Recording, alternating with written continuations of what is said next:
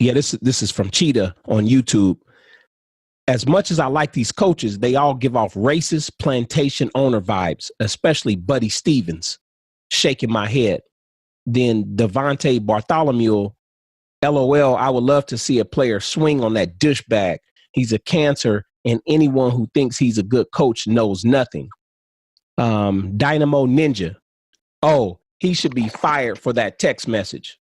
And then AJ Sports 321 on YouTube, he said, if the player was black and coach would have called himself a slave master, then I believe the narrative would have been totally different.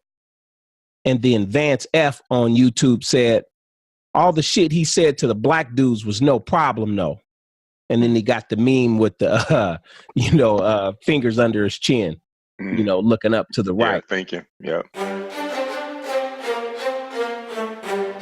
Yeah. So, as you can tell, we're going to be discussing Last Chance U. JB Brown recently resigned. It was either resign or get fired.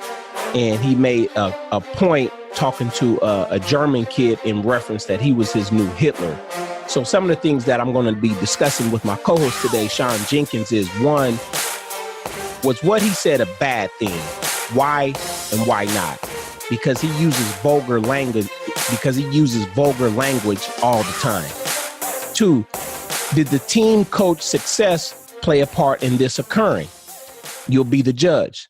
And then finally, we'll discuss what is the takeaway from this experience. So I want to welcome Sean Jenkins on the show from Stockton Sports Performance. He's a certified strength and conditioning specialist. He's on the NSCA Diversity Board. He's also a presenter for NSCA. He talks about leadership quite often. I know he's a part of Dr. Benjamin Wax's leadership program. So I want to welcome Sean Jenkins to the Sports Mastery Podcast. Sean, what's going on with you today, man? How you feeling? Actually, I'm doing pretty well. Can you hear me? Yes, I can hear you fine. All right. Yeah, no, I'm doing really well. Got my workout in, and I'm back on this podcast with you, just talking about some things, on our mind. And, I get to follow my passion later on. I got a kid I'll be training. He's home for just break. He called me up and wanted to get some work in. So I'm looking forward to getting back in it with him. That's right. I had one of my athletes. He came home for a few days from University of San Diego, and they do things a little different where they have their spring practices in February so they can focus on school for the rest of the year. So he came up to Portland to visit his mom. We did some work yesterday, and then we'll do some work tomorrow. And then, we'll do some work today and tomorrow morning, and then he'll fly back, to San Diego. I think he can only handle so much of this Portland rain, snow. Especially coming from San Diego. That's right. We were training, he had came home over Christmas and we were outside and it was still chilly here. So I'm like, where are your gloves at, man? You didn't bring any gloves? And he was like, Deshaun, I live in San Diego. He said, well, you're going to find out real quick now. You're in Portland. Right. But he was just like, I'm from out here, but I live in San Diego now. What am I going to do with some gloves or have them near me? You know what I mean? So we both laughed about it. I'm like, you got a point there. But nevertheless, I want to talk about this JB Brown situation, Coach. And from your perspective, was what he said a bad thing? Do you know exactly the quote he said to the kid? Because I remember it was like he sent him the text, and I guess the kid was being reprimanded, and he made reference to the kid getting his life together. Yeah, well, he told him that, I'm your new Hitler. Figure out your life. That was I think the last part of that quote. They had some interaction prior to that, but apparently this kid had 17 points toward his 25. I guess he had these mark-offs. And I think the thing that pushed the coach over the edge was for not hanging that line poster as instructed. So I guess he's looking at that as an act of defiance.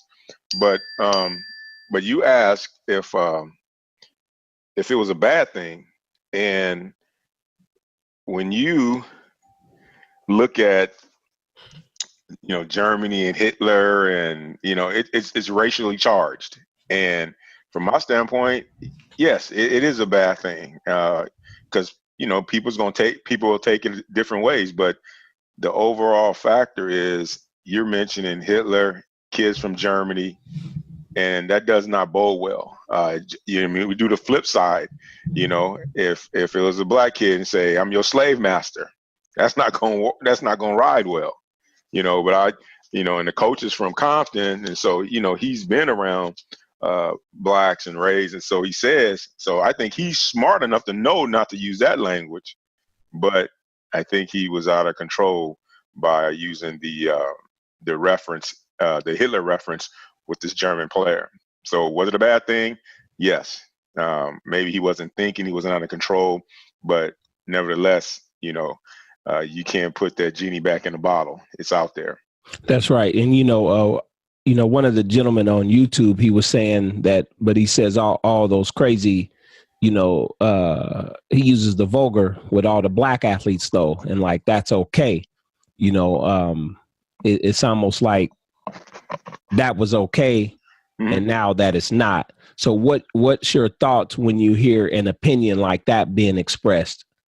Well, I don't know if you recall on some of our earlier podcasts that I have an issue with coaches who uses vulgarity on a regular basis. Now, I'm under no preconceived notions that coaches are going to curse. I've had coaches curse at me, curse at my teammates, but when it's almost like it is your language. When it's as easy as saying "the." I mean, sometimes it's not even called for, and coaches just cursing just to be cursing. I don't like that. I think there's a better way to do it, and I think as coaches, we are leaders, we are mentors, and even if the kid comes from that environment, we need to show them a different way of communicating. The coach is not necessary. So I really was not on board with his language at all.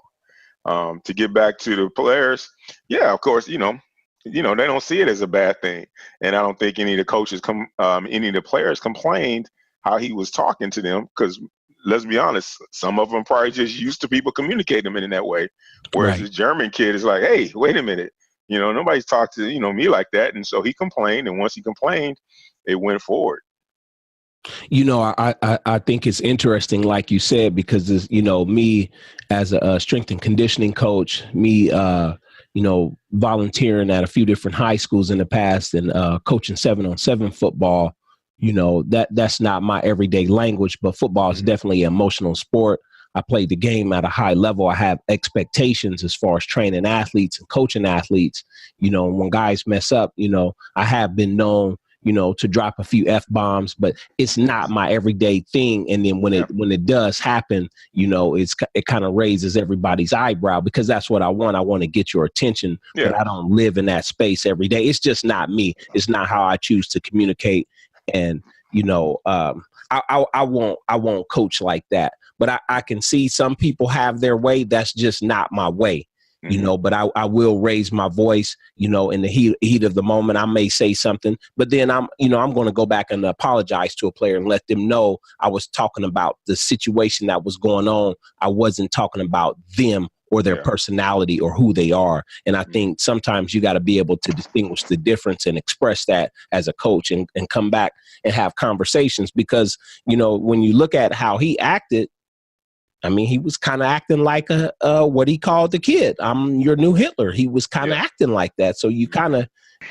And I mean, looking at for a leadership perspective, was that kid following him out of fear, or because he really liked the coach? And he, it's almost to a point that he was almost intimidating, and I don't really think he needed to be with that language. And it was just a better way that could have been handled. I really wonder what was their relationship from the onset. What was it like? Did he ever take the time to get to know this kid? I mean, I'm not saying you have to coddle him, but know where he came from. What's going on with him. You spend time to talk with him. So I those are certain things that I wonder about, and wonder where it went wrong. Why this kid? Why just come in on him? Because he threatened to take his scholarship as well. I mean, he put it all out there. And one of the problems was you put it out on social media text for everyone to see. So you can't the kid has this evidence, whereas if it was a one-on-one conversation, you could say, well, he misunderstood, but it was right there for everyone to see. So he could not deny what had occurred. That's right. So what's your thoughts on, the team, the coach, the success all around that? Do you think his success had a part in this occurring? Because, sometimes in life, you think a good thing is going to last forever and you can just kind of do what you want. But at the end of the day, we all have to answer to somebody. We all have to hold ourselves accountable. We all have to point, the finger back at ourselves. And, I think JB will get hired again. He'll find he's done some good things in football. Maybe his coaching is questionable. One thing we do know is that he's a hell of a recruiter, So what's your thoughts when you look at the whole global perspective on this, as far as him coming to ICC, raising him from the bottom of the barrel or the middle of the pack in that league, to bring a notoriety to the team, the school, and that whole community out there? Well, definitely, obviously, the guy can coach. And he found a way to connect with his players, because you don't not connect with the players and have the success that he's experienced. But I think the school bears some responsibility, because I guess they were losing record and they were pretty, I won't say desperate, but they needed to turn it around quickly. And his measure of success, they overlooked his technique, or the language he uses. And then once he started winning, all of that, they didn't care. They say, "Oh, we winning. People putting butts in the seats, and we getting success. Players are going on to a 4-year institution. So they're like, we're good. We're beat our right. What, they beat the rival Coffeyville JC. So that's right. Yeah, they were feeling themselves. But at the same time, here's a lesson: you can only do so much. And I think JB was comfortable as well, thinking like, I'm winning. I brought them from down, so I can do whatever I want. But the truth is, you cannot do whatever you want. You cannot say whatever you want, especially if it's something that's racially charged. And this was a lesson for him, that no matter how much you win, when you do something drastic, they just can't have it. I mean, look at Rick Pitino. Look how much success he's had. And he didn't cuss a player out. I'm sure he has, but he really, his program really did some egregious things, and so they could not overlook that. As much as success that they had with Pitino, and I'm sure they've overlooked some things prior to this last incident. They just could not have it, and so with that, he had to go. And I think it's the same thing with JB. Once he had this interaction with the player, and it was on text message for all to see, there is no way they can deny it. But I think, one of the issues I had is, I don't think he took the responsibility well. He said, I think he said, under these circumstances, I cannot coach. I thought he could.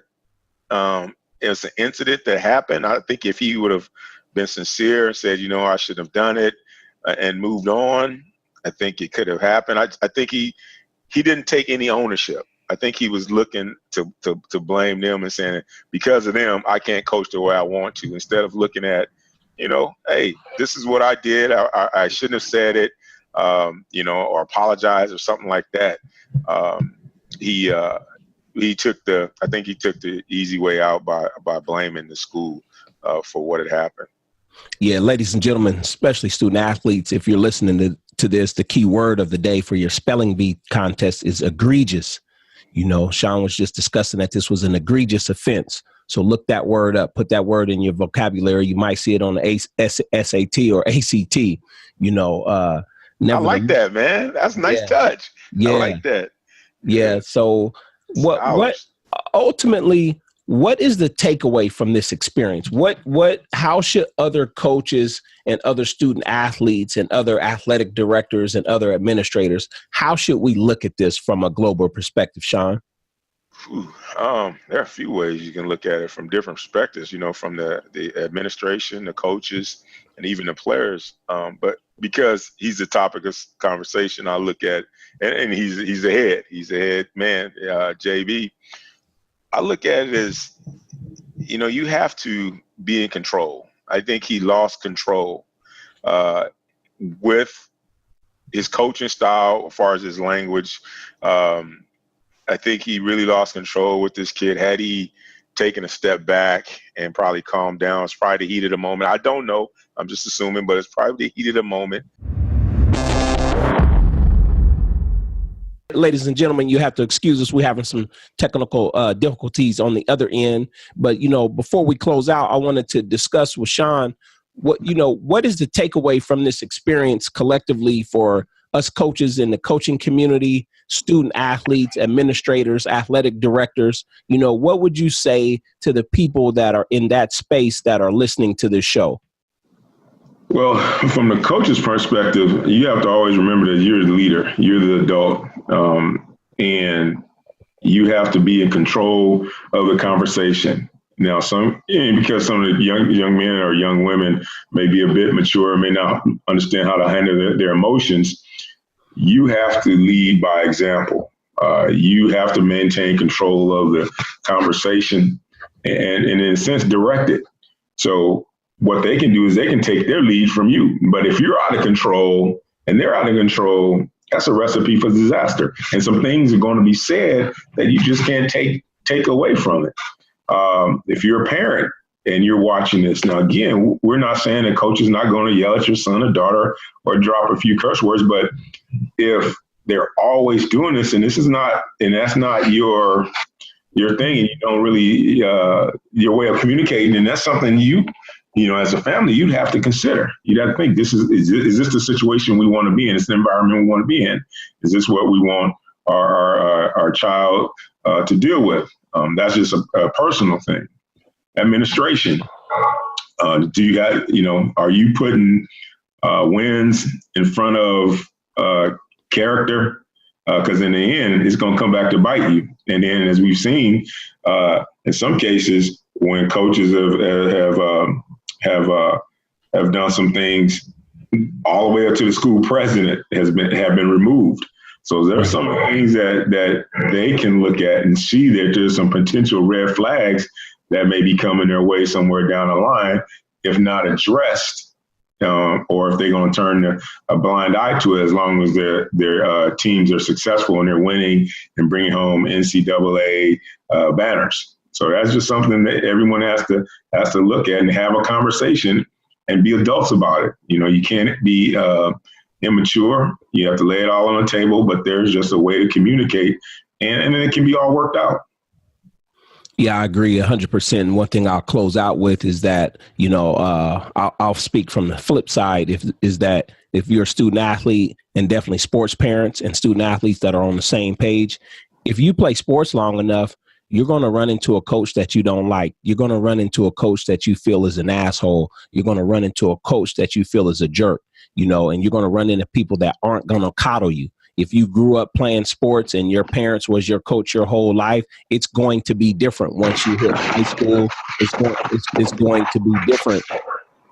It's going to be different once you get to college, maybe even a professional level. Now, what I want to say is, what we talk about is how to take effective action. We talk about discipline. We talk about having a growth mindset. I want you to be able to expand by being able to think from a reflective standpoint. This is how you learn how to deal with people when you're in difficult environments. And you have to remember, most things are just temporary. So with that being said, we're going to close out. I'm giving you an overview of my EDGE program. That's what that is about. We teach you how to deal with what might appear to be difficult people, but at the end of the day, they're just people. We're all human. The JB made a mistake. There's a lot that I like about him. I hope and pray that he lands somewhere, and I'm quite sure he will. And he'll have to take responsibility and learn from the situation and do better the next time. So with that being said, I hope y'all enjoyed this episode, and peace and blessings.